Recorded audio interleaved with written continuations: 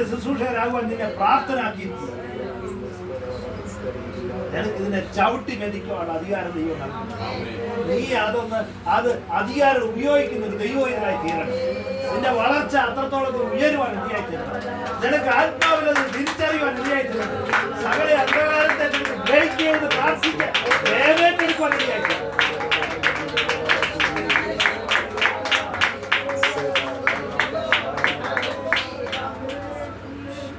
സുവിശേഷം 10:20 വാക്യത്തിൽ ഇങ്ങനെ വായിക്കുന്നുണ്ട്, എങ്കിലും ഭൂതങ്ങൾ നിങ്ങൾക്ക് കീഴടങ്ങുന്നതിനല്ല, പേര് സ്വർഗത്തിൽ എഴുതിയിരിക്കുന്നതുകൊണ്ട്.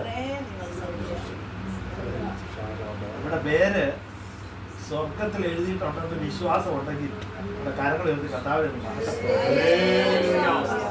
കർത്താവിനെ രക്ഷിതാവും കർത്താവുമായി സ്വീകരിച്ചപ്പോ നീ ഒരു ദൈവത്തിന്റെ വൈതലായി തീർന്നു. ലോകത്തിന് പലയിടത്തും പേരെഴുതുന്നതിന് കൈക്കൂലി കൊടുക്കണം. അവിടെയൊക്കെ ചെന്ന് നമ്മൾ കൂടെ നിന്ന് മെനക്കെടണം. ഇനി അക്ഷയായി പോയാൽ അതിന് അവരുടെ കൂലി കൊടുക്കണം. പക്ഷെ നീ രക്ഷിക്കപ്പെട്ടപ്പോൾ ഒരു കൂലിയും കൊടുക്കാതെ എൻ്റെ പേര് സ്വർഗത്തിൽ. അതിന് പ്രത്യേകതയുണ്ട്. എന്നാന്നറിയാമോ? പേര് സ്വർഗത്തിൽ എഴുതിയിട്ടുണ്ടെങ്കിൽ ഭൂതങ്ങൾ നിനക്ക് കീഴടങ്ങും. ഒരന്ധകാരം നിന്റെ നേരെ നിൽക്കത്തില്ല. കർത്താവ് ശിഷ്യന്മാരെ ഈരണ്ടായിട്ട് കിട്ടും. അവര് പല സ്ഥലങ്ങളിൽ പോയി അവര് പ്രാർത്ഥിച്ചപ്പോ ഭൂതങ്ങൾ കീഴടങ്ങി. അവർക്ക് ഭയങ്കര സന്തോഷമായി. ഒരു മടങ്ങി വന്ന് അതിന്റെ റിപ്പോർട്ടാണ് പറയുന്നത്. റിപ്പോർട്ട് ഇതാണ്, സ്തോത്രം, ഭൂതങ്ങൾ ഞങ്ങൾക്ക് കീഴടങ്ങിയത്. ഉടനെ അതിന്റെ മറുപടി ഇതാണ്, ഭൂതങ്ങൾ നിങ്ങൾക്ക് കീഴടങ്ങുന്നതിലല്ല, നിങ്ങളുടെ പേര് സ്വർഗത്തിൽ എഴുതിയിരിക്കുന്നതുകൊണ്ട് നീ സന്തോഷിക്കണം. നിന്റെ പേര് അവിടെ ഉള്ളത് കൊണ്ടാ. ദൈവം പടിയില് പാർക്കുന്ന ഇന്ന ആളുകളുടെ ലിസ്റ്റുണ്ട്, സ്വർഗത്തിൽ പേരുണ്ട്. നിന്റെ മുമ്പിൽ ഭൂതങ്ങൾ വീണാണ്. നിന്റെ മുമ്പിൽ അന്ധകാര ശക്തികള് നിർവീര്യമായി ഓടിപ്പോകും. ഒന്നിനും നിന്റെ നേരെ നിൽക്കാൻ കഴിയത്തില്ല. ഒരാഭിചാരത്തിനോ ഒരു നേർച്ചയ്ക്കോ കാഴ്ചയ്ക്കോ ഒന്നിനും നിന്റെ നേരെ നിൽക്കാൻ കഴിയത്തില്ല. നിന്റെ പേര് സ്വർഗത്തിലാണ്. ആ ഉറപ്പ് കർത്താവിനെ സ്നേഹിക്കുന്നതുകൊണ്ട് അറിയുന്നത്. ആ ഉറപ്പ് കർത്താവിന്റെ സാന്നിധ്യം അനുഭവിക്കുന്ന ദൈവത്തിന് അറിയാം. സാത്താൻ വരുന്നത് എങ്ങനെയാണെന്നറിയാമോ? സാത്താൻ വരുന്നത് ചിന്തകളുമായി. ചിന്തകളെന്ന് പറഞ്ഞു കഴിഞ്ഞാല് നമ്മുടെ മനസ്സിൽ അവന് തന്നെ ഇരിക്കുമ്പോൾ പല ചിന്തകളുമായിട്ട് നമുക്ക് കടന്നു പോകും. ചിന്തകള്, വ്യാകുലപ്പെടുത്തുന്ന ചിന്തകള്, നാളെ അത് അങ്ങനെ സംഭവിക്കുമോ, ഇതിങ്ങനെ വരുമോ, എന്റെ കുഞ്ഞ് ഇങ്ങനെ ആകുമോ, അങ്ങനെ ആകും, ഇങ്ങനെ ഒത്തിരി ചിന്തകളാണ്. ഭാരപ്പെടുത്തുന്ന ചിന്തയുമായിട്ട് അവൻ കടന്നു വരുന്നത്. സാത്താനെ നീ പുറത്തു പോകുമെന്ന് പറയാൻ നിനക്ക് കഴിയണം. നിനക്കിവിടെ സ്ഥാനമില്ല. എന്റെ കർത്താവ് എനിക്ക് വേണ്ടി സകലതും നന്നായി ചെയ്യുവാനിടയായി. എന്നെ ഒരു ശുശ്രൂഷയാണ് ഏൽപ്പിച്ചുകൊണ്ട് പുതിയ ദൈവത്തിന്റെ ശുശ്രൂഷയ്ക്കായി എന്നെ പ്രാപ്തനാക്കിയിരിക്കുക. നിനക്കിവിടെ സ്ഥാനമില്ലെന്ന് പറഞ്ഞ് എന്നെ ശാസിച്ച് പുറത്താക്കി. നീ അത് ചെയ്യാൻ തുടങ്ങുമ്പോൾ 2 പ്രാവശ്യം കഴിയുമ്പോൾ സാത്താൻ നിന്റെ അടുത്ത് വരയ്ക്കും. അത് മനസ്സിലാവും.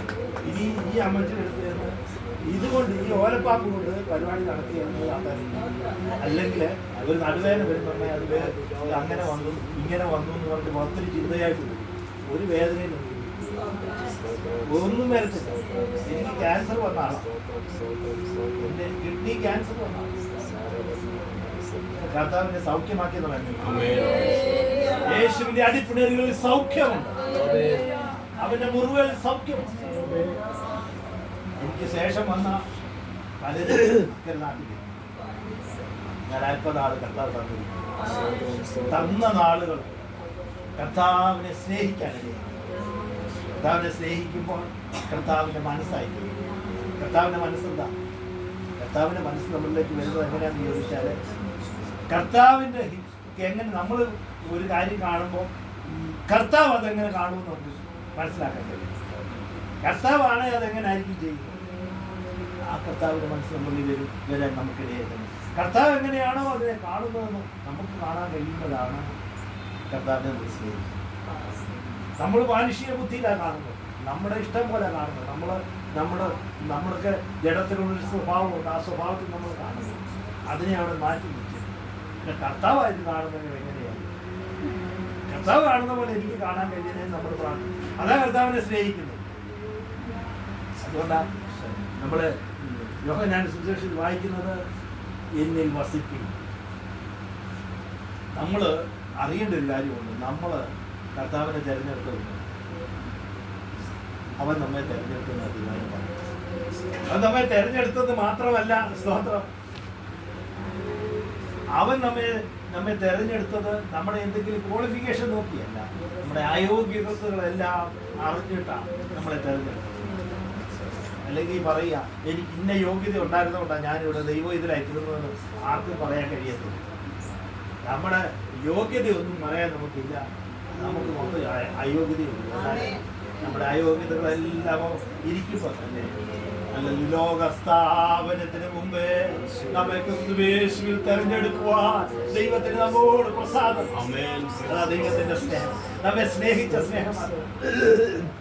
പ്രദേശത്ത് അനേകരുണ്ടായിരുന്നു.